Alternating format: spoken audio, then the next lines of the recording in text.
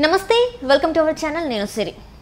కాళేశ్వరం ఈ కాళేశ్వరం ప్రాజెక్ట్ గురించి ఇటు బీఆర్ఎస్ ఇటు కాంగ్రెస్ చాలా విషయాలు చెప్తున్నాయి. అయితే ఇప్పుడు కాగ్ మాత్రం ఇందులో ఎంత అవినీతి జరిగింది అనేది అయితే బట్టబయలు చేసింది. అందులో ఏమేమి జరిగింది ఈ అంశాన్ని చర్చించడానికి మనతో పాటు ఉన్నారు ప్రముఖ senior journalist, political analyst C S Rao గారు. నమస్కారం సార్. సార్, ఇప్పుడు చూస్తే కాళేశ్వరం మొన్న అయితే వెళ్ళి మన ముఖ్యమంత్రి గారు, తెలంగాణ ముఖ్యమంత్రి గారు రేవంత్ రెడ్డి గారు బృందంతో వెళ్ళి అక్కడ సందర్శించారు. అండ్ ఇక్కడ వచ్చేసి మన కేసీఆర్ కూడా మాట్లాడడం జరిగింది. సో ఇప్పుడు మళ్ళీ కాగ్ వచ్చేసి ఎంత అంటే అవినీతి జరిగింది అనేది చెప్పడం జరుగుతుంది. అసలు ఇది ఏంటి సార్? అంటే ఈ రెండు పార్టీలే కాకుండా ఇప్పుడు కాగ్ బయటపెట్టిన నిజాలతోని ఏం జరగబోతుంది సార్? సార్, ఒకటేంటంటే కాళేశ్వరం అసలు ఏం జరిగింది అనేది తెలంగాణ సమాజానికి స్పష్టంగా అర్థమయ్యేలా చెప్పలేనటువంటి పరిస్థితుల్లో అటు బీఆర్ఎస్ పార్టీ ఉంది, ఇటు కాంగ్రెస్ పార్టీ కూడా ఉంది. కాంగ్రెస్ పార్టీ అధికారంలో ఉంది. కాంగ్రెస్ పార్టీ ఏమో శ్వేతపత్రాలను విడుదల చేసి అక్కడ అవినీతి జరిగింది, ఈ ప్రాజెక్టు పనికొస్తుందో లేదో తెలియడం లేదు అనేటువంటి వ్యాఖ్యలు కాంగ్రెస్ పార్టీ చేస్తుంది. దానికి ప్రతిగా ఏంటి, దాన్ని రిపేర్ చేసేటువంటి సత్తా లేదు కాంగ్రెస్ పార్టీకి. నేను ముఖ్యమంత్రి అయితే నేను ఇమీడియట్గా చేసేస్తానని చెప్పేసి హరీష్ రావు అంటూ ఉన్నారు. అంటే అక్కడేం పెద్ద తప్పు జరగలేదు, తప్పు జరిగినట్టు చాలా క్రియేషన్ చేస్తున్నారు. కాబట్టి అక్కడ జరిగింది ఘోరంతా అయితే చెప్తుంది, వీళ్ళు కొండంత చెప్తున్నారు. కాబట్టి నన్ను ముఖ్యమంత్రిని చేయండి, నేను దాన్ని రిపేర్ చేసి చూపిస్తానని చెప్పి హరీష్ రావు చెప్తున్నారు. అది అసలు పనికిరాదు అని చెప్పి కేంద్ర డ్యామ్ సేఫ్టీ అథారిటీ చెప్పింది. అసలు దాంట్లో ఇంతవరకు డిజైన్ కానీ, నిర్వహణ కానీ, లేదా కన్స్ట్రక్షన్ కానీ వీటి 8లో కూడా సరిగ్గా లేదని చెప్పి వాళ్ళు చెప్తున్నారు. కాబట్టి ఇది అసలు పనికి వస్తుందా లేదా అనేటువంటి ఒక ఆందోళన ఉంది మాకు అని చెప్పి కాంగ్రెస్ పార్టీ చెప్తుంది. ఇదంతా కూడా కావాలని దుమ్మెత్తిపోస్తున్నారు ఎన్నికలను దృష్టిలో పెట్టుకొని అని చెప్పేసి బీఆర్ఎస్ పార్టీ కాంగ్రెస్ పార్టీ మీద అపవాదం అవుతుంది. సేమ్ బీఆర్ఎస్ పార్టీ మీద ఏం చెప్తుంది, కృష్ణా జిల్లాలకు సంబంధించి నీళ్లకు సంబంధించినటువంటి వ్యవహారాన్ని రాజకీయం చేసి సెంటిమెంట్ని పండించి రాబోయేటువంటి ఎన్నికల్లో గెయిన్ పొందాలి అనేటువంటి ఉద్దేశంతో బీఆర్ఎస్ పార్టీ ప్రయత్నం చేస్తుంది. అందుకే నల్గొండలో సభ నిర్వహించారని చెప్పి కాంగ్రెస్ పార్టీ చెప్తుంది. ఇలా గత వారం రోజుల నుంచి జరుగుతుంది. మేడిగడ్డకి బస్సు వేసుకొని ముఖ్యమంత్రి రేవంత్ రెడ్డి అండ్ మంత్రులు, ఎమ్మెల్యేలు అందరూ వెళ్తే ఈయన చలో నల్గొండ అంటూ నల్గొండకి వెళ్ళేసి కృష్ణా జలాలకు సంబంధించిన అంశాన్ని తెరనేసి మొత్తం మీద ఒక రక్తి కట్టించారు రాజకీయాన్ని ఇరు పార్టీలు కూడా. ఇలాంటి పరిస్థితుల్లో కాగ్ ఒక రిపోర్ట్ ఇచ్చింది. కాగ్ అనేది అది స్వయం ప్రతిపత్తి గల సంస్థ. ఆయా రాష్ట్రాల్లో జరిగినటువంటి ప్రాజెక్టులు కానీ, ఆయా రాష్ట్రాల్లో జరుగుతున్నటువంటి దుర్వినియోగానికి సంబంధించి కానీ, ఆయా రాష్ట్రాల్లో ఉన్నటువంటి ప్రభుత్వాల తీరు మీద కానీ, విధానాల మీద కానీ ప్రతి సంవత్సరం కూడా ఒక రిపోర్ట్ విడుదల చేస్తుంది కాగ్. దాన్ని బేస్ చేసుకొని ఈ మొత్తం వ్యవహారాలు బయటకు వస్తుంటాయి. అంటే ఎవరో ఒకరు చెప్పాలి కదా, ఈ తప్పు జరిగింది, ఏం తప్పు జరిగింది, ఎక్కడ తప్పు జరిగింది అనేది. సో కాగ్ ప్రతి ఏడాది కూడా ప్రభుత్వానికి సంబంధించినటువంటి అంశాలని ప్రస్తావిస్తూ ఉంటుంది. అలాంటి రిపోర్టే ఈ ఏడాది కాగ్ రిపోర్టు వచ్చింది. ఆ కాగ్ రిపోర్ట్ని అసెంబ్లీలో ప్రవేశపెట్టింది ఇప్పుడున్నటువంటి ప్రభుత్వం. దాని ప్రకారం కాళేశ్వరంలో జరిగినటువంటి ప్రాథమికమైనటువంటి తప్పులని కొన్నింటిని ఎత్తి చూపింది. అసలు విచిత్రంగా ఏంటంటే, అసలు కాళేశ్వరం ప్రాజెక్టుకు సంబంధించి దానికి ఖర్చు పెట్టినటువంటి దానికి, అలాగే అక్కడ ఉపయోగం ఉన్నదానికి ఏమాత్రం పొంతం లేదని చెప్పేసి కాగ్ రిపోర్టే చెప్పడం జరిగింది. అక్కడ ఏం చెప్పింది, మూలధన వ్యయం ఎకరాకి 6,42,042 ఖర్చు పెట్టిందని చెప్పి చెప్పింది. 6,42,000 ఎకరాకి ఖర్చు పెట్టాల్సినటువంటి అవసరం అసలు ఉందా? నీటి కాళేశ్వరం ప్రాజెక్ట్ కోసం ఎకరాకి 6,42,000 ఖర్చు పెట్టిందని చెప్పి చెప్తున్నారు. అలాగే ప్రాజెక్టుకు అయినటువంటి వ్యయం నిష్పత్తి, అంటే ప్రాజెక్టు ప్రయోజనాలు, వ్యయం అంటే దీనివల్ల ప్రయోజనాలు ఏంటి, వ్యయం ఎంత అంటే 1:51 చూపిస్తున్నారు. సో 1:51 అంటే ప్రయోజనాలు ఏమో 1, వ్యయమేమో 51. ఈ నిష్పత్తిని గమనిస్తే అది ఎంత పనికిరానటువంటి ప్రాజెక్ట్ కింద కాగ్ రిపోర్ట్లో ఉందో మనకు అర్థమవుతుంది.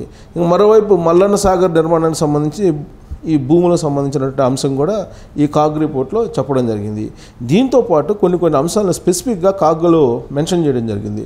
సో ఇంజనీరింగ్ చేశారు, ఈ ప్రాజెక్ట్ని ఇంజనీరింగ్ చేయడం జరిగింది. కేసీఆర్ అధికారంలోకి వచ్చిన తర్వాత కేసీఆర్ చేసినటువంటి ఇంజనీరింగ్ కారణంగా, మార్పుల కారణంగా ఖర్చు పెరిగింది అదనంగా, ఎలాంటి ప్రయోజనం లేకపోగా అనేది కాగ్ చెప్తుంది. దాని ప్రకారం ఏంటంటే, ఆ ఇంజనీరింగ్ కారణంగా చాలా పనులు నిరర్ధంగా అయిపోయాయి. దాని కారణంగా 765 కోట్ల రూపాయలు నష్టం వాటిల్లిందని చెప్పి ఫిగర్ చేసేసింది రీఇంజనీరింగ్ కారణంగా. అవసరం లేకపోయినా రీఇంజనీరింగ్ చేశారు అనేది. ఇంకోటి కాళేశ్వరం ప్రాజెక్టులో మరో 3 టీఎంసీలు అంటే యాక్చువల్గా అంచనా కన్నా కనుక మరొక 3 టీఎంసీలు కావాలనేటువంటి అంచనాలు వేయటం కారణంగా 25,000 కోట్ల రూపాయలు అదనంగా ఖర్చు అయింది. ఇది వ్యర్థము, వేస్ట్ అని చెప్పి చెప్పింది. అంటే కాగ్ రిపోర్ట్ ప్రకారం దాదాపు 26,000 కోట్ల రూపాయలు దుర్వినియోగం అయిందని చెప్పి ఈ తాజాగా ఈ గురువారం విడుదల చేసినటువంటి నివేదిక ప్రకారం, రిపోర్టు ప్రకారం చాలా స్పష్టంగా అర్థమవుతుంది. ఇదొకటి. ఇక డిపిఆర్ ఆమోదానికి ముందే యాక్చువల్గా డిపిఆర్ తయారు చేస్తారు. డిపిఆర్ తయారు చేసిన తర్వాత కాంట్రాక్టులకి డబ్బులు రిలీజ్ చేయడం కానీ, కన్స్ట్రక్షన్ పనులు అప్పచెప్పడం కానీ ఇవన్నీ కూడా జరుగుతూ ఉంటాయి. కానీ డిపిఆర్ ఆమోదం పొందకముందే 25,000 కోట్ల రూపాయల విలువైనటువంటి పనులని నీటిపారుదల శాఖ ఇచ్చేసింది కాంట్రాక్టర్లకి. సుమారు 17 పనులని డిపిఆర్ ఆమోదం పొందకుండా ఇచ్చేసింది అని ఇంకొక తప్పును కూడా వ్యక్తం చేసింది. సో ఇలా అనేక రకాల ప్రధానమైనటువంటి తప్పుల్ని కొన్నింటిని మెన్షన్ చేశాను. చాలా దాంట్లో ఉన్నటువంటి తప్పిదాలన్నింటినీ కూడా కాగ్ రిపోర్ట్లో పొందుపరచడం జరిగింది. సో దీన్ని బట్టి చూస్తే కనుక ప్రాథమికంగా 26,000 కోట్ల రూపాయలు దుర్వినియోగం అయ్యింది కాగ్ రిపోర్ట్ తేల్చింది. ఇది కాకుండా అసలు 1,00,000 కోట్ల రూపాయలు సుమారుగా అయ్యింది. అది ఈ 1,00,000 కోట్లు కూడా దుర్వినియోగమేనని చెప్పి కాంగ్రెస్ పార్టీ చెప్తుంది. అది మళ్ళీ రిపేర్ చేయాలంటే ఇప్పుడు ఎంత అవుతుందో తెలియనటువంటి పరిస్థితి.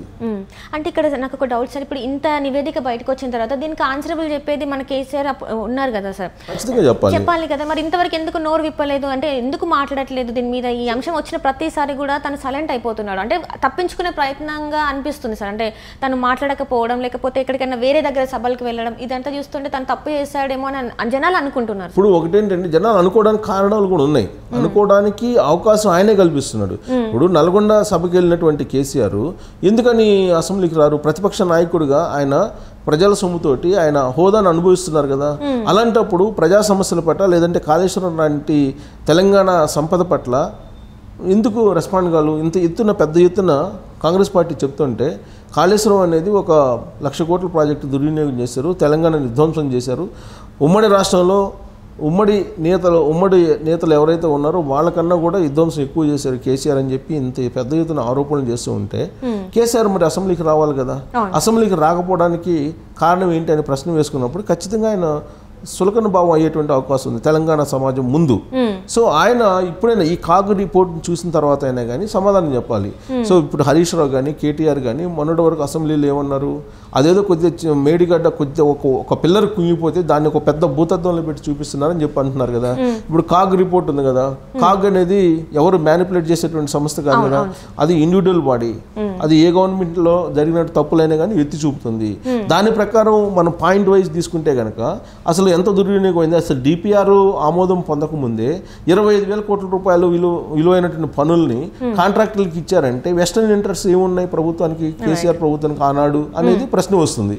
దాంతోపాటు అవసరం లేకపోయినా 3 టీఎంసీలని అదనంగా కలిపి దానికి రీఇంజనీరింగ్ చేయటం కారణంగా మొత్తం 26,000 కోట్ల రూపాయలు సుమారుగా దుర్వినియోగం అయిందని చెప్పి కాగ్గే చెప్తుంది కదా. అక్కడే కనిపిస్తుంది కదా దాదాపు 26,000 కోట్లు. ఇది కాకుండా మళ్ళా ఇప్పుడు విజిలెన్స్ తనిఖీల్లో కానీ లేదా ఇప్పుడు డ్యామ్ దెబ్బతిన్నటువంటి అంశం ఇవన్నీ కనుక లెక్కేస్తే అసలు ఎంత డ్యామేజ్ అయింది, ఎంత నష్టం జరిగింది, ఎంత అవినీతి జరిగింది, ఎన్ని అక్రమాలు జరిగినాయి అనేది అంతుపట్టినటువంటి పరిస్థితి ఉంది. సో ఇప్పటికైనా బీఆర్ఎస్ పార్టీ చేసినటువంటి తప్పును ఒప్పుకొని క్షమాపణ చెప్పాలని కాంగ్రెస్ పార్టీ కోరుతుంది. కానీ అలా కాకుండా చేసినటువంటి తప్పుని సమర్థించుకుంటూ తెలంగాణ సమాజాన్ని పక్కదోవ పట్టించే ప్రయత్నం బీఆర్ఎస్ పార్టీ చేస్తూ ఉంటే కాంగ్రెస్ పార్టీ కూడా అంతే డ్రామా ఆడుతుంది తన రాజకీయ ప్రయోజనాల కోసం. అంటే రాబోయేటువంటి రోజుల్లో ఒకవేళ ఇండియా కూటమికి ఏమైనా అవసరం అవుతుందేమో, ఎంపీలు ఏమైనా వస్తాయేమో బీఆర్ఎస్ పార్టీకి, అప్పుడు బీఆర్ఎస్ పార్టీని అడగాలి కాబట్టి వీళ్ళు సిబిఐ ఎంక్వైరీకి వేయట్లేదు, ప్లస్ విజిలెన్స్ ఎంక్వైరీతో సరిపెడుతున్నారు. సో వీటన్నిటికీ బాధ్యతను ఎవరిని చేయాలి? బీఆర్ఎస్ పార్టీని చేయాలి, అలాగే కేసీఆర్ని చేయాలి. ఆ రోజు ఉన్నటువంటి ముఖ్యమంత్రి కేసీఆర్ని, క్యాబినెట్లో ఉన్నటువంటి నీటిపారుదల శాఖ మంత్రిగా ఉన్నటువంటి వాళ్ళని వీళ్ళని బాధ్యులు చేయాలి. కానీ అది చేయకుండా ఇప్పుడు కాంగ్రెస్ పార్టీ కూడా దాటవేత ధోరణిని ప్రదర్శిస్తుంది అనేది బీజేపీ కూడా చెప్తుంది. సో కాబట్టి ఎవరికి వాళ్ళే రాజకీయ ప్రయోజనాల కోణం నుంచి చూస్తున్నారు కానీ వాస్తవంగా అక్కడ ఏం జరిగింది అనేది ప్రజలకు ఇప్పటికీ చెప్పట్లేదు. కాగు మాత్రం ప్రాథమికంగా 26,000 కోట్ల రూపాయలు దుర్వినియోగం జరిగింది, అక్రమాలు జరిగాయని చెప్పి తేల్చేసింది ప్రాథమికంగా. ఇంకా ఎన్నున్నాయని తేలాల్సి ఉంది. అవును sir, right sir, right. Thank you so much sir. Thank you.